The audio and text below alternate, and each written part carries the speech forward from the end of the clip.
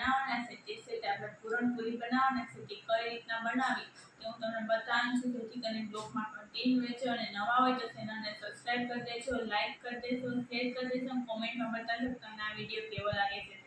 આજે આપણે છે તે પૂરણપૂરી બનાવવા માટે અહીંયા આપણે છે તે મોટા 1 કપ જેટલી આપણે છે તે મગની દાળ લીધી છે। તમે તેની જગ્યાએ તુવરની દાળ પણ લઈ શકો છો। અને હવે આપણે તેને આપણે છે તે સાફ કરી નાખીએ। પહેલાં તો 2 પાણીએ ધોઈ નાખવાની છે, મતલબમાં તો તેને આપણે ધોઈ નાખીએ દાળને। અહીં તમે જોઈ શકો છો કે આપણે મગની દાળ છે તેને સરસ મજાની છે ધોઈ નાખી છે આ રીતના। તો હવે તેને આપણે છે તે કુકરમાં નાખી દઈશું બફાવા માટે થઈને। તો અહીં આપણે છે તે દાળને નાખી દઈએ પહેલાં તો આ રીતના, કે બધી દાળ નાખીને હવે તેની અંદર આપણે પાણી નાખી દઈશું। દાળની અંદર પાણી આપણે છે તે કેટલું નાખવું તે હું તમને બતાવું છું। જેટલી દાળ હોય છે એટલું જ આપણે પાણી નાખવાનું। હવે તેને આપણે ઢક્કણ છે તે પેક કરી દઈએ અને તેની આપણે છે તે મગની દાળ છે એટલે આસાનીથી છે તે સળી જાય એટલા માટે થઈને તેને આપણે 3 થી 4 સીટી જ આપણે થવા દેવાની છે દાળની। અહીં આપણે તેને ગેસમાંથી મૂકીને 3 થી 4 સીટી કરી લઈએ। હવે દાળ બફાઈ છે ત્યાં સુધીમાં આપણે છે તે રોટલીનો લોટ બાંધી લઈએ, કેમ કે પૂરણપૂરી કરવા માટે પૂરીનો લોટ બાંધવો પડે તે આપણે બાંધી લઈએ। તો તેના માટે થઈને અહીં આપણે છે તે મોટા 2 ચમચા જેટલું આપણે તેલ પહેલાં તો મૂળમાં એડ કરી દઈએ। તેલની જગ્યાએ તમે ઘીનો પણ યુઝ કરી શકો છો।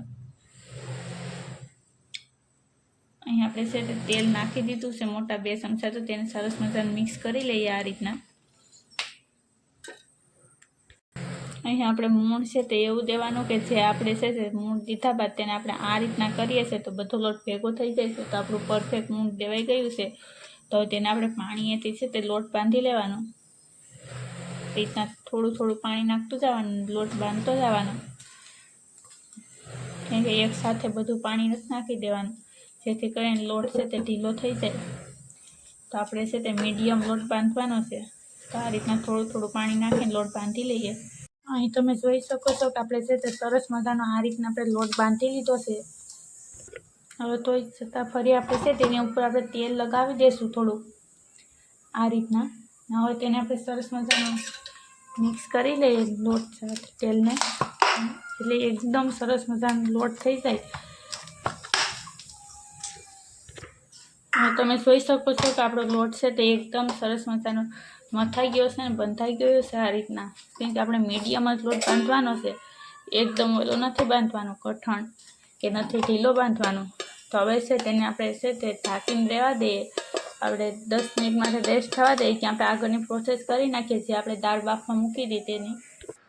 અહીં તમે જોઈ શકો છો કે આપણે છે જે 4 સીટી થઈ ગઈ છે। તો હવે છે તેને આપણે બંધ કરીને ગેસને નીચે આપણે ઉતારી લીધું છે। તો ઢક્કણ ખોલી નાખ્યું છે, તમે જોઈ શકો છો કે કેવું સરસ મજાનું છે તે દાળ બફાઈ ગઈ છે મગની।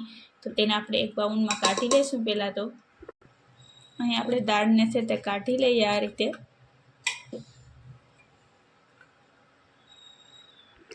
અહીં તમે જોઈ શકો છો કે આપણે બધી દાળ કાઢી લીધી છે। તો તેને આપણે છે તે થોડી વાર માટે થઈને આ રીતના આપણે હલાવવાની, કેમ કે ગરમ હોય છે ત્યારે હલાવીએ છીએ તો એકદમ માવા ટાઈપ આપણી છે તે દાળ થઈ જાય છે આ રીતના। આપણે તેને હલાવતું રહેવાનું થોડી વાર માટે, 2 થી 3 વાર હલાવવાનું। તમે જોઈ શકો છો કે આપણે કઢાઈ છે તે ગેસમાંથી મૂકી દીધી છે ગરમ થવા। તો તેની અંદર અહીં આપણે ઘી નાખી દઈશું આ રીતના। તો મોટી આપણે છે 3 ચમચી જેટલું આપણે ઘી નાખવાનું।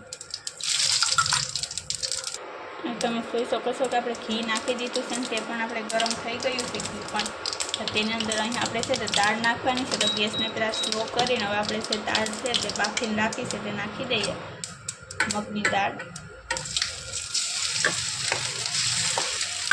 તમે જોઈ શકો છો કે આપણે મગની દાળ બધી નાખી દીધી છે। તો તેની સાથે આપણે ગોળ નાખવાનો છે। તો અહીં આપણે ગોળ છે આપણે જેટલી દાળ લીધી છે તેટલા જ પ્રમાણમાં આપણે ગોળ લીધો છે, તો તે પણ આપણે નાખી દઈએ આ રીતે,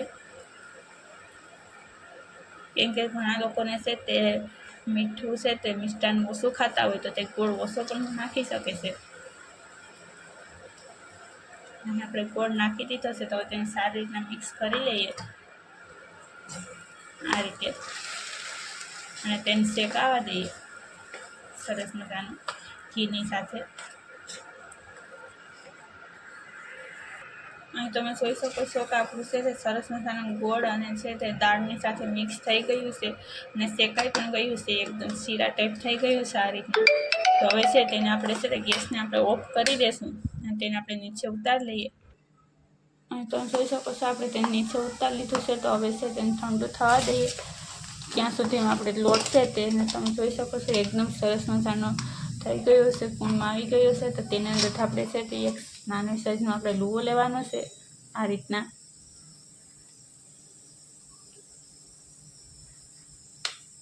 હવે તેને છે તે આપણે આ રીતના લોટની અંદર લગાવી લેવાનો છે અને હવે તેને આપણે વણી લઈશું આ રીતે.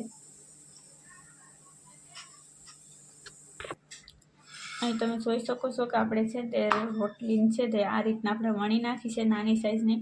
તો આ રીતના આપણે બીજી પણ છે તો આપણે રોટલી વણી નાખશું આ રીતના લુવો લઈને.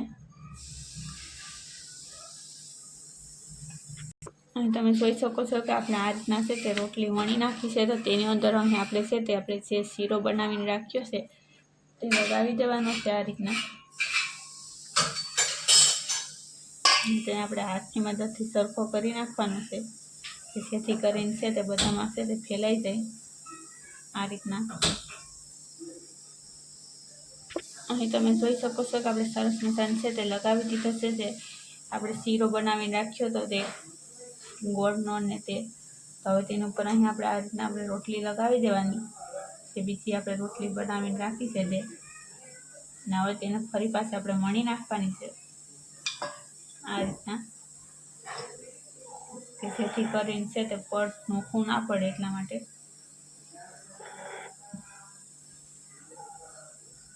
હવે તેને આપણે શેકી નાખીશું. અહીં તમે જોઈ શકો છો કે આપણે તવી મૂકી દીધી છે. તો તવી ગરમ થાય એટલે તેની અંદર આપણે છે તે મૂકી દેવાની છે.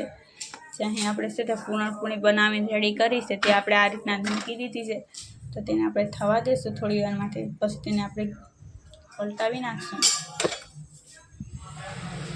પછી આપણે તેની ઉપર લગાવવાનું છે ઘી. ક્યારેક સુધી નથી લગાવવાનું ઘીને. હવે તેને આપણે પલટાવી નાખશું. હવે છે આની ઉપર આપણે છે તે ઘી લગાવી દઈએ કેમ કે ઘીથી છે તેની સ્મેલ છે તે એકદમ સારી આવે છે એટલા માટે થઈને.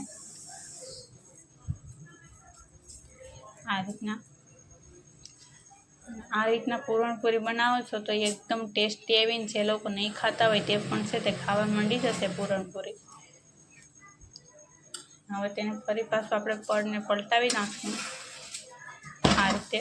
ને અહીં પણ આપણે છે તે તેલ કે ઘી કે તમે જે પણ લગાવવા માગતા હોય તો તે તમે લગાવી શકો છો.